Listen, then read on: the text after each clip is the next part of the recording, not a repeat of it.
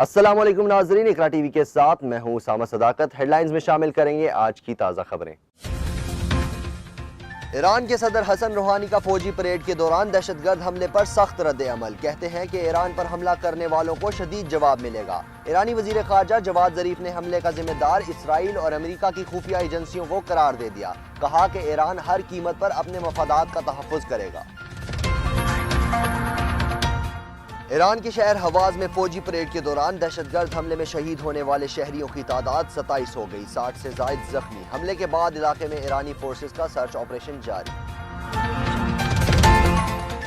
कश्मीर में नाकामी का गुस्सा या पाकिस्तान में बेहतर होते हुए अमन की जलन। भारतीय आर्मी चीफ वपन रावत आपे से बाहर हो गए, अपने ओहदे का लिहाज भी न किया। पाकिस्तान को बराह रास्त धमकियां दे दी, कहा कि पाकिस्तान से बदला लेने का वक्त आ गया।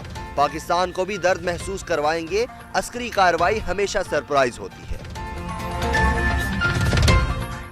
भारतीय आर्मी चीफ वपन रावत की गीदड़ भगी पर पाकिस्तान का सख्त रद्द अमल। DGISPR आसिफ गफूर का कहना है कि पाकिस्तान अमन चाहता है, ताहम जंग के लिए भी तैयार है। भारतीय आर्मी चीफ का बयान नामुनासिब है। वपन रावत अमन व अमान का माहौल खराब ना करें।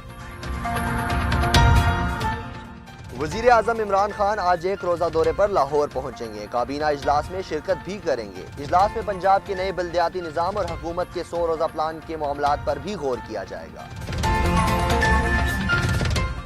अमेरिका और चीन के दरमियान तिजारती जंग महाजराई की सूरत इख्तियार करने लगी। चीन ने अमेरिका के साथ आइंदा हफ्ते होने वाले मुज़ाकरात भी मनसूख कर दिए। अमेरिका के दौरे पर गए हुए अपने नेवल चीफ को भी वापस बुला लिया। चीनी फौज पर पाबंदियां खत्म न करने की सूरत में अमेरिका के खिलाफ मजीद इक़दामात उठाने का फैसला। अफगानिस्तान में बदअमनी की लहर जारी। अफगान सूबे हलमंद में सड़क के किनारे धमाके से 8 बच्चे शहीद हो गए। और एशिया कप में आज भी 2 मैच होंगे। पाकिस्तान और भारत की क्रिकेट टीमें एक बार फिर आमने सामने होंगी, जबकि अफगानिस्तान और बांग्लादेश की टीमें भी टकराएंगी। जीतने वालों के फाइनल का रास्ता हमवार, जबकि हारने वाली टीमें अगर मगर के चक्कर में पड़ जाएंगी। पाकिस्तानी शायकीन को भारत से हार का बदला चुकता होने की उम्मीद।